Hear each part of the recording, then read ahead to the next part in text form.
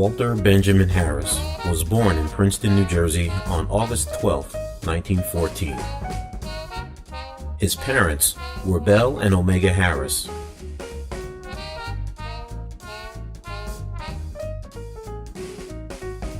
Walter was the fourth of 5 siblings. He and his sisters, Elizabeth, Bertha, Dorothy, and Mildred, were all raised on Jackson Street, in the area of what is now known as Paul Robeson Place. Walter and his siblings grew up in a loving home in a working-class environment. Walter attended the segregated Witherspoon School for Colored Children.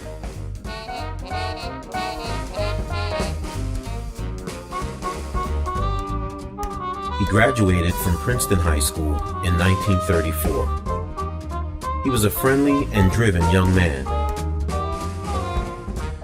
On July 15, 1936, Walter married the former Florence Reed, and within a few short years, they celebrated the birth of their daughters, Monetta and Florence.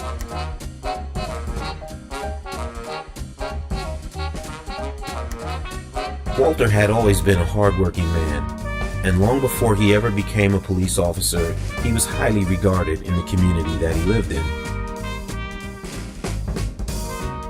At that time, my grandmother and grandfather were living, and if they had any problem with these grandchildren, they would call him.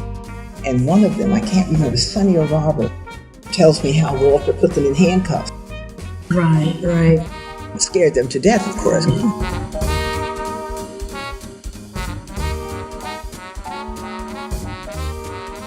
I came to know Walt through the family, sisters, and his mother and father. When I got to know Walt, he was a relaxed, serious, but friendly individual. I see him, "Hi, Walt. Hi, Walt, how are you doing?" It's like that, he speaks a little fast.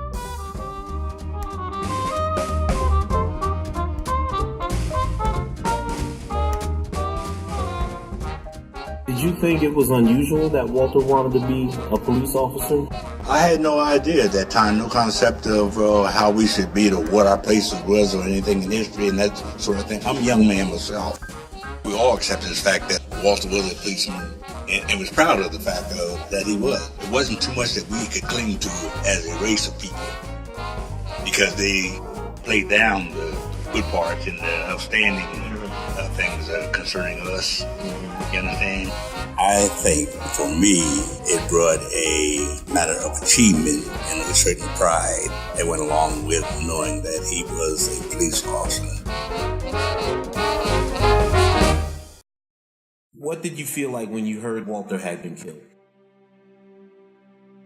There was great sadness because he had been really the man of our family, our extended family.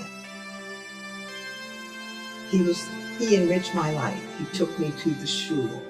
He taught me things. He made me behave. And he was a disciplinarian to all of us, to my cousins, to me, that my grandparents could call on their son. He was the only son with 4 sisters. So his responsibilities were big to his family. And by the time I knew him, his father, my grandfather, Omega Harris, was already an old man and he was a sick man. So Walter had a lot of responsibility for his extended family in addition to his wife and 2 children. Okay. And he accepted this responsibility. It was no choice. He was always trying to make us walk the line and do things that are right. So he embraced that He responsibility. accepted that role very easily. Okay. I can see him now with a little car that had a rumble seat and teaching us how to crank it up at the front. You had to do something to crank up the car. I mean, I learned all these things from him because we didn't have a car. Mm-hmm. And he would take us to the shore. And then I lived with them part of the time. I was up there when Florence was a baby and her sister Monetta. I was the one older that I could babysit them while their mother went to work or if they went out at night. So I mean, he was. Stella lived there for a while too. Right, Yeah, my so cousin Stella, the house he was was always older. open.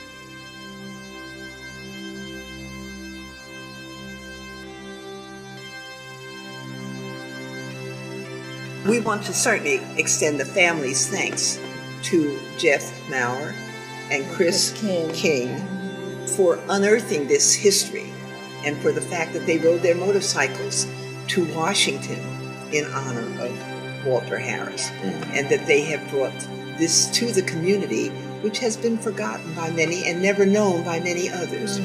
So we want to thank, and especially at a time when police and communities across the nation are in such tension, that we would think the two white officers are the ones who unearthed this and who led to this honor. And so generous to the family. Right, generous and kind.